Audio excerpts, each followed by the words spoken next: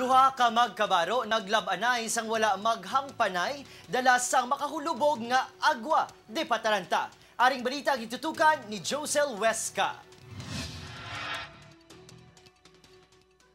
Preso sa custodial facilities ng Sibunag Municipal Police Station si Carlito Lucero, 69 anyos, tumandok sa Linawon, Kawayan, Negros Occidental, kag temporaryo nga nagapuyo sa barangay San Isidro, Sibunag, Guimaras. Ini matapos nga ginlabo ang kaupod nga nagaobra sa Oman ni Noni Diaz nga ginkilala kay Roberto Hauro, 42 anyos, ang Dasal, Sibunag, Guimaras. May mga misunderstanding amo na nga nag-trigger siyang ilang alawayon. Payag sang suspect una ginsipa siya sang biktima, gani nahimo niya ang paglabo 3 ka beses sa liog, abaga kag kamot. Naog siya, hindi ko pero siya sa papa. Yung patya, hindi ko gisipa mo, alis dito sa mamahay ko.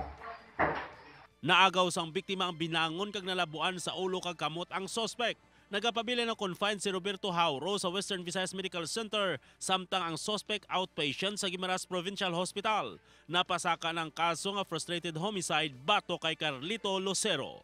Josel Huesca para sa One Western Visayas.